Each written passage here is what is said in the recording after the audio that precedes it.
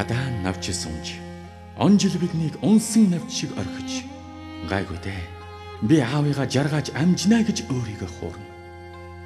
Ганцхан зүрхнийтэн цохилт намайг зэмлэн лугшиж газар дээр аав минь хүртэл мөнх бусыг сануулдаг.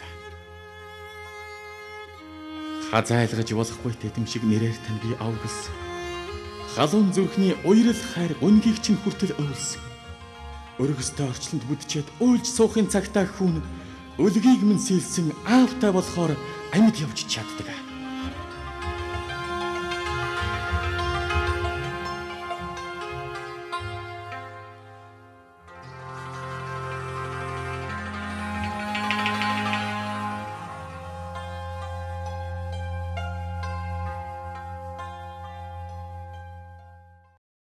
Олон хүмүүс бол надад хэлдэг. Чиний аав бол агуу хүн байсан.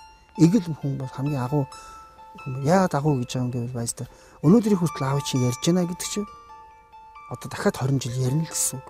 Дахиад 40 жилийн дараа ч гэсэн энэ Монголын урлаг бол улам л дээшээ явна. Тэгэхээр тэр үед энэ дотор байгаа тэр алтнуудаа, сувднуудаа түүж ярих учраас чиний аав тэрэн дотор үлдсэн тийм одоо алдарт цуутай аяастай юм жүжигчний нэг байсан гэдэг.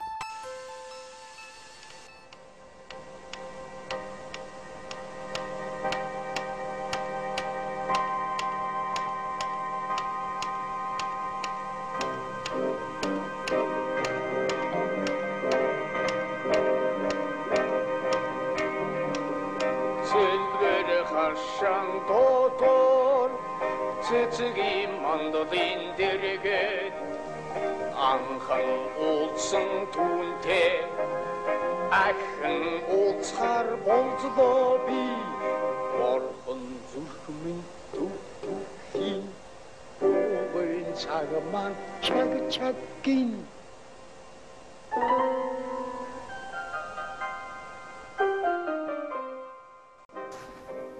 Миний аав Латипийг мэдэхгүй хүн үгүй биз. Жүжигчин гих хүндтэй мэрэгчлийг эзэмшин драм болон инедмийн урлагт хүчин зүтгэж явсан.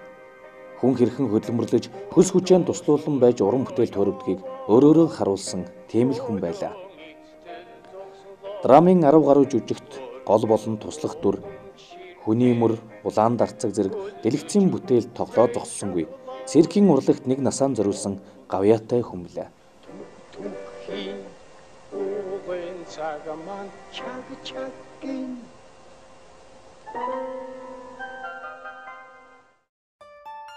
Бид нар өнөөдөр Монгол бол дэлхийн хэмжээнд ярих хэрэгтэй.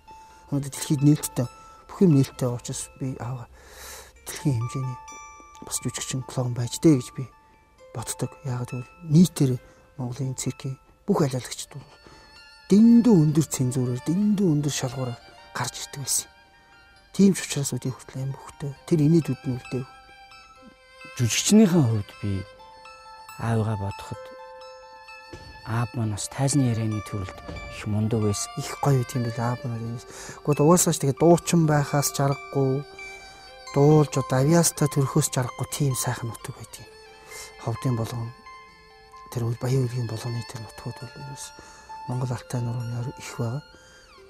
Тэр салбар уус тэрийг одоо тэнд байгаа тэр сайхан хэсэгт аав маань төрж өссөн болохоор аргагүй ч юм байт юм л дээ. Ер нь авьяас бол аав нь бол Ховд аймгийн Болгон сумын дээд нарийн, доод нарийн гэж жаргал энэ төргээ тийм цуслан байдаг байхгүй. Тэнд төрсөн юм байна лээ. Нарийн гэдэг газар төрсөн. Тэгээд Баян Улгийн аймгийн Дэлгэн сумын дунд сургуульд дунд ангиад төгсөөд тэр үеийнхээ одоо заавал 7 төгсчиж одоо дараа нь ямар сургуульд явах уу 10 төгсгөө гэдгийг шийддэг байсан юм байна лээ. Тэгээд 7 дугаар анги Дэлгэн суманд төгсөөд тэгээ 10 дугаар анги хүртэл Баян Улгийн дунд сургуульд сурч ирсэн юм байна 10 жил. Тэгээд ерөөсөө тэндээс Улаанбаатар хотод тэр багшийн дээд сургуулийн, багшийн сургуулийн кино драмын ангийн жүжигчний ангийг сонгож орж ирсэн. Тухайн үед аав маань жолоочийн малгай хөвөнтөө гүрдэхдээ хөдөөний хүүхэд сургуультай оржээ. Эхэндээ дуугархаас дуугүй суух нь нэлбэг. Ангийн андууттайгаа тэр бүр нийлээд байдаггүй хүүхэд байж байгаад урлагийн үзлэгээр дуулж хурдан авьяас бэлгэн нээж байсан гэдэг. Тэр үедээ бол одоо кино драмын анги гэдэг бол Монголын мэрэгжлийн театр, мэрэгжлийн урлагийн байгууллагт бол хамгийн том тооцдог ийм том ангид бол аав маань орсон юм байна лээ. орж суулсан. Гэтэ бэрхшээлж олон байсан. Зүгээр ганцхан жишээ хэлэхэд бол хэлний бэрхшээлх байсан юм байлээ. Акценттэй ярьдаг. Одоо манай икорон гэл ингээд одоо баруун аймгийн улс чинь өөр юм ярьж чадахгүй шүү дээ хэцүү гэж. Тэгсэн 2 дугаар курс төгсөх жоохт нь арднаа багш хэлсэн гэдгийг бүр төлхөр шидэд тайзан дээр байж байгаа. Чи хэрэг заяа ийм одоо акценттэй орж ирээд ийм одоо баруун аймгийн аялгаар ингээд яриад их юм бол дараа нь дахиж битээ ирээ чи гэсэн. Тэгэл аав ерөөсө ухаалтаж унаал айгаад ерөөсө би дийцэхгүй явдгүй юм байлаа жижигчэн болдгүй юм. Өөрөө бол оногоо орос хэлтэй хүн л дээ. Оросоор их сайн байсан. Тэгсэн хэрнээ одоо хэл дээр бас төдийлө анзаарч өгөхгүй яваадсан юм шүү. Монгол хэлийг л одоо маш сайн сурах хэрэгтэй байдаг. Тэгээ тэр зун гэрлүүгээ хараагүй зунжингаа захмахаар яваа. Энд тэнд одоо ажил төрөл хийгээл ингэж одоо хавны өөрийгөө цэнгэлсэн ба. Тэгэл ерөөсө 9 сард хичээл хэлэхээр цэв цэвэрхэн монголоор сайн байцгаана уу? Гэл ерөөсө яг цэвэр монгол хэлтэй болсон. Орж ижсэн аав. Яа тийм мундаг монгол хэл сурсан. Бидний баг мэдэхгүй хэлдэг шүү дээ. Хайхтар тийм монгол сайн сурсан тийм мундаг хүн байсан юм да яах. Яг тэр багшийн дээдийн төгс ангийн үеийн одоо тэр дурсамжууд тэр үеийн оюутан байх цагийн юм ээж жоох цогцгоос нь ярьдаг. Их тэмдээгч одоо их тийм тухайн үед их джентльмен байж л та дарахгүй шүү дээ. Бүхэл багшийн дээдийн кино драмын оюутан гэдэг чинь одоо хэгжүүн одоо дэгжин байхгүй болдгүй юм байж. Тэгээ өөрөө одоо халахын алдартай залуу одоо 65 гэж үжигчин 65 готой өөрөө партнер байсан юм байлээ. Аав маань сургуулаа төгссөнийхэн дараа Улсын драмын Эрдмийн театрт ажиллахаар болжээ. За аав маань одоо энэ штар гараад энэ хавьд одоо ингээл яваад өөрийнхөө агаас тэгээ одоо сорж ингэж ажиллаж исэн газар да. Тэгээ харамсалтай одоо аав маань төдийлөн их удаагүй юм шиг байгаа драмын театрт. Тэр үеийн түүхийг одоо 65 хоноод бас нэлээд ярьж исэн. Тэгээд тоглосон голгол хідэн жүжигүүд байдгийг Хирааны хонхор, Арын албаныхан юу лээ зарим жүжигүүдийн бас сайн санахгүй байдгийг гой тоглосон дөрөв ихийн тал мал ингээл тийм жүжигүүд тоглосон байт юм л. Дараамын талаасаа өөрөөр хэлбэл тэр талаасаа бас нэгэн одоо циркийн найруулагч нарт тэгмээр вэ ингэмээр вэ тийм шин санааг бол хэлж юу яадаг ийм хүн байсан. Тийм юм аа. Гэтэ бол их оргилж авсан үеийн их одоо галд үлтэй өөрийгөө нээж исэн өөрийгөө хамгийн их одоо хүчтэй нээж исэн үеийн бол магадгүй энэ тэр драмаас ажилласан 4-5 жилийн хугацаанд л одоо аав маань өөрийгөө нэлээд нээж чадсан болов гэж би боддгийн. Мэдээж нээсэн байж таарна. Хүний мөр кинонд аав маань нэгэн туслах дүр тоглосон дэлгэцийн анхны дүр нь байжээ. 1971 онд Улаандарцаг амьдралын нахиа кино анхны яргуй тэл жүжигт тоглож үзэгчдийн сэтгэлд хүрч чадсан юм. Улаандарцаг кинон дээр аав нөгөө эсхийнд ингээд боолгоод тэгээ нөгөө нэг бат энтерт баригдаад ингээд моринд хэрэгтэй ингээд тэр их тэр дүрх тийм аав тэгээ дараа нь тэрийг тогсноо ярьсан л та. Тэгсэн чинь нөгөө морин алдуур тавих гээд 2-3 тавьсан гэсэн. Тэгээд өшөө аав нь эсхийнд бооцсон хойно жоохон мартсан гэж хэлээ. Яагаад гэвэл чи аав өөрөө нөгөө хүлээдэг хүн чинь аманд нь алж үрзгсэн хүн чинь дуурж болохгүй. Тэгээд ингээ хөдөлж болохгүй. Хөдөлсөн л байх л та. Тэгээд гинт санаад юу яа гэж тэгээд аав ингээд юм жоо удсан юм байлээ. Тэр хэсэгт аав маань нилээ төсвөр гаргасан юм байлээ. Тэгээд чи тэр дүр ер нь ард олонд сэтгэл зүрхэн сайн дүр болсон. Төмний нэг тэглээд оюутан байхдаа драм цаастаа тоглосон байт юм лээ. Төмний нэг гэх нэг мохлогч сууж идэж шүү дээ архиугаа. Соднуугатай ган төмөргөө хоёр махнуудаа гэл. Та хоёрын дээрээс биш үсээ хаж явсан ингээ 2000 м-с агсан тавьсан. Чи ингээд нэг мохлоос нөгөө мохлоор нисч явсан байх таа. Тэгээ зөвхөн энэ жижигхэн тэр жоохон дүрхэд л одоо өнөөдөр хүртэл хүмүүс дурсан санаж ярьж байна. Аав маань драмын театраас гарсныхаа дараа Монголын үндэсний циркэд мал маллагчаар ажиллаж байсан юм. Ингэж л энэ газар төхөл тавьснаар циркийн урлагт хүчин зүтгэх зам нь эхэлсэн билээ. Драмын театрт жүжиг тоглож байхад хүмүүс энийгэд идэвхсэн гэсэн. Тэгээ хаа бол ер нь бол инээдмийн нэг тийм цаанаасаа нэг юм байгалийн тийм хүн инээлгдэг хүн байсан байгаа байхгүй. Миний аав циркийн урлагтай одоо игнэшгүй хамт амьдралаа зориулсан ийм гэгэн хүн юм аа. Тэгээ хар багада одоо энэ циркийг л одоо тойрч өслөө шүү дээ бид нар ч. Тэгээ тэр үед ч одоо нөгөө энэ 47 дахь сургуульд бүгдээрээ нэгдүгээр ангид ороод бүгдээрээ 47 дахь сургуулийн сургуульд орсон. Тэгээ аав маань болохоор энэ байшинд л одоо энэ сайхан гайхамшигтай циркийн одоо энэ сайхан байшинд бидний мэдээ ороход одоо энд ажиллаж ирсэн. Тэгээ бид хэд ч дандаа энд ингээ өссөн. Энийг тойрч энэ циркийн байшин ингээ тойроод ингээ явахаар бүр багнаас санаад орно. Баян би одоо өөрөө 10 жилийн найзууд тэгээд өөрөө одоо цирктэй холбоотой бүхэл өөрөө байрныхаа найз хүүхд гэл ингээл байрныхаа хүүхдүүдэд тоглодог газар маань л одоо энэ хавийн чулуу болгоо энэ хаалга болгоо биднэрт байнга ингээд дурсамж хилж идэг. Энийг гоё дурсамж сэтгэлээс гардгүй юу гэвэл бид нар бүр жоохон байхад баг бахад аав маань ингээд тоглол бид нар нөгөө цирк дотор орж тоглож явж байгаа. Тоглолт эхлэхээр зэрэг циркийн тэр хавьяалал одоо өрөөнүүдээр гүйгээл хараагаал хүүхдүүд болсон авах одоо тоглолтыг үзэх гэж явж идэг байсан юм л. Тэгээ тоглолт дуусны дараа аав хүүхдүүдэд түүгээ явж идэг гэсэн өөр нэг энэ тэнд ч онтаад өгдөг юм. Яг бид нар манайхын нэгэн аад байсан байхгүй. Тэгээ циркийнхний подис гэдэг нэг орцод тэр чигээрээ байдаг. Тэгээд тэнд л одоо зовлон чаргалаа хаваалцаад миний аавын найз нөхөд хамт ажиллаж исэн хүмүүс.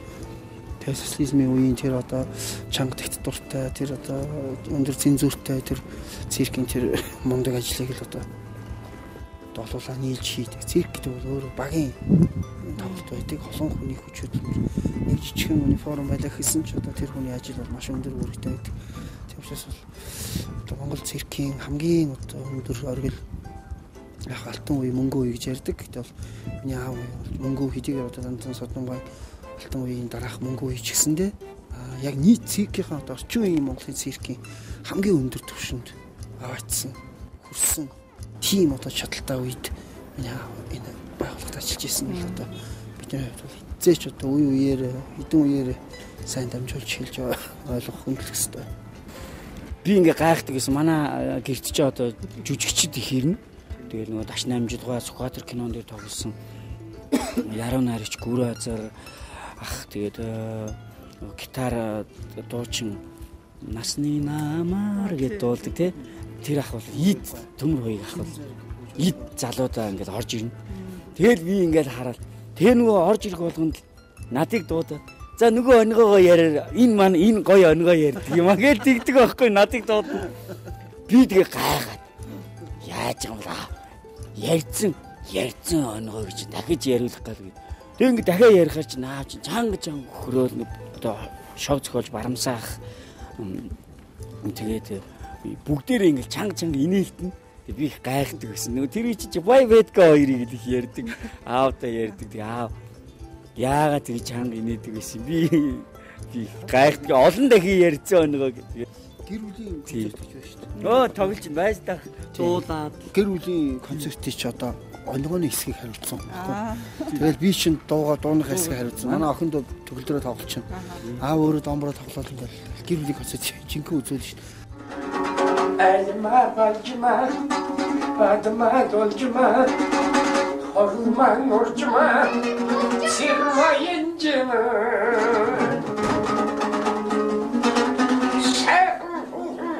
생주드마 침출호흥 지치그마 어이홍호흥 은주드마 이글호흥 니기마 해셔 yapsın bu hecdima herteşu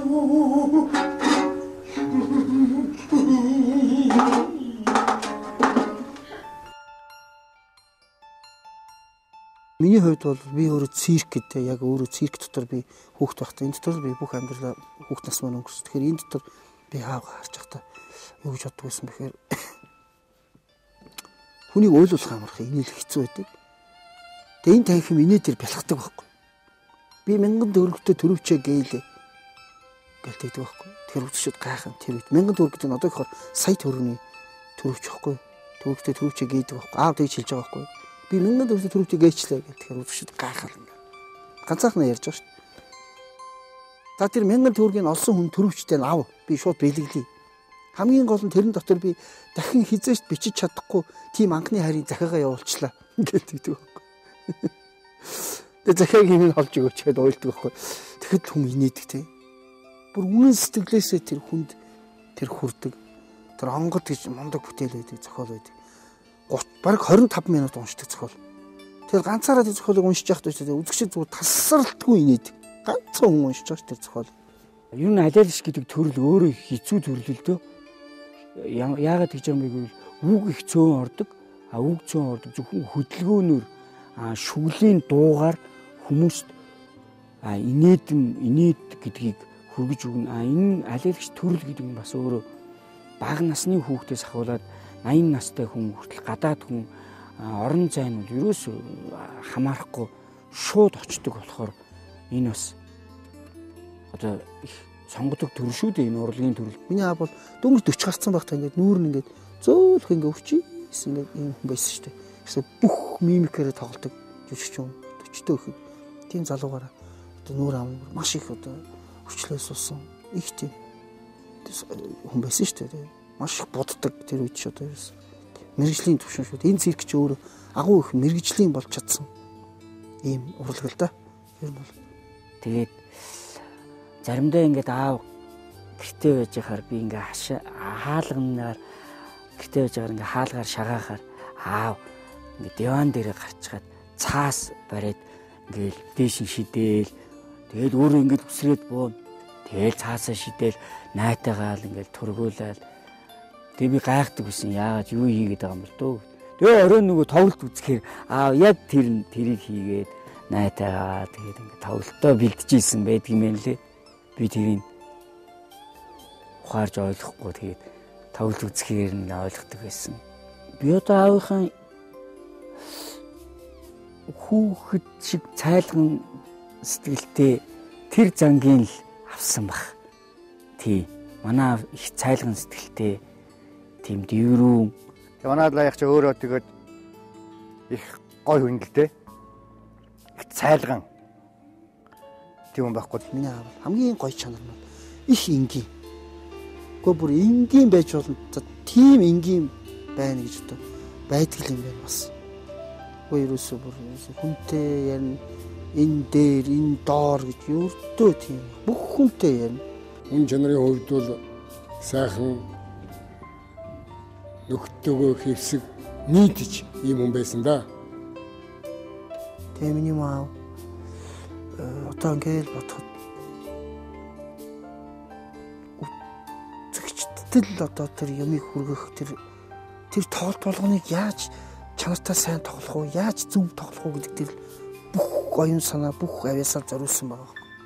Тэрээс эндээс гараад би тэндээс тэдэн төгрөгийн мөнгө аваад татвараа тэрэнд өгөөд гэж бодоагүй л байгаа. Зөвхөн урлаг. Тэгээ уран бүтээлийн их тийм эрэлж одоо тэрнийг уран бүтээл бий болгохын төлөө зээтэйгээ хамтран янз бүрийн санаа үргэлж ярьж явдаг ийм тэхүү тэрнийг нэг тэгчүүл зүгээр юм гээд ер нь бол чөлөө цаг зав тэр хүндээ одоо уран бүтээлдээ нэлээх тийм шахруу хийж юмыг хийх гэж бүтээх гэж ингэж явдаг ийм хүн байлаа.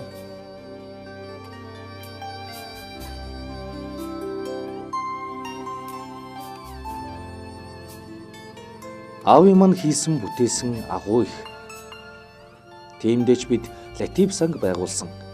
Аавынхаа тухай ном бичих, баримтат кино хийх чухал ажил бидэнд бий. Энэхүү киногоор дамжуулан аавынхаа мөн чанар, амьдрал дээр хэн байсныг үзүүлэх, урлаг төхөлд тавьж буй залууст үлгэр жишээ болохыг зорж байгаа юм.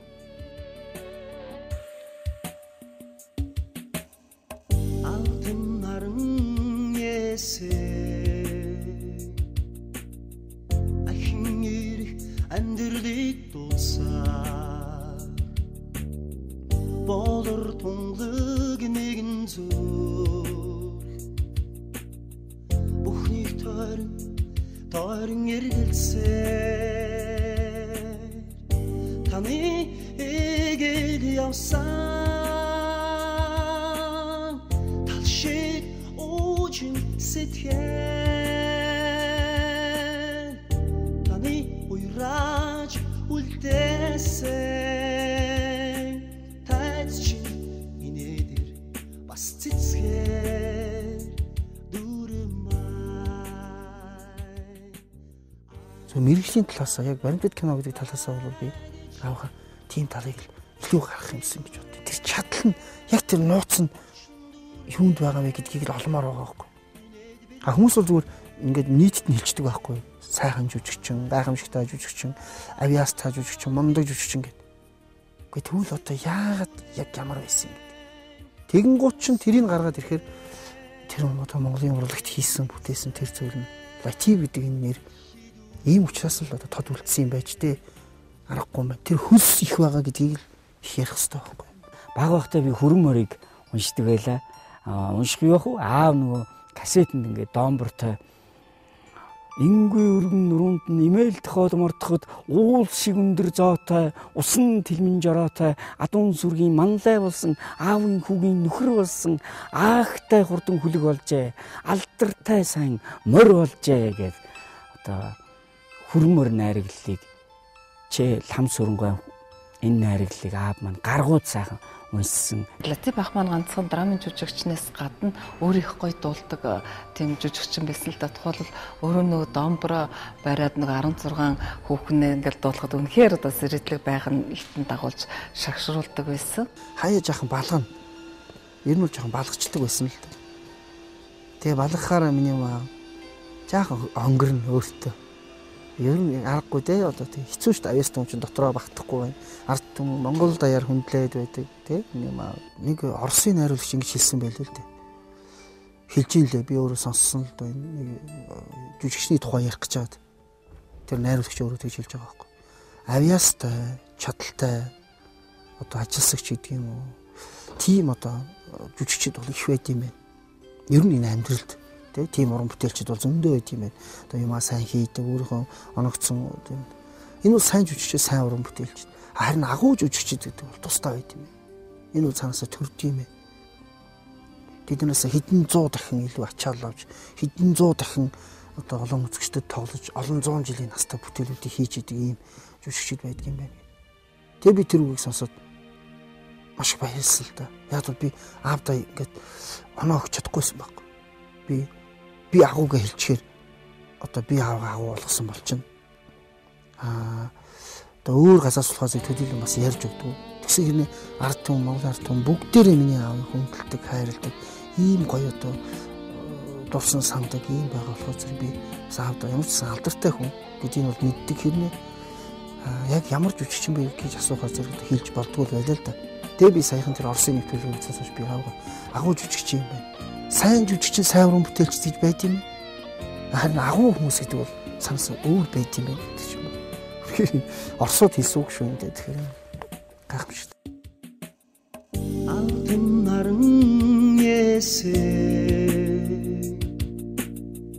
ахин ирэх амьдралыг дуулсаа болор тунлаг нэгэн зүр бүхнийг тойрон эргэлзээ таны эгэл явсан тал шиг уужин сэтгэл таны уйраж үлдээсэн тайц чи минэдэр бас цэцгээ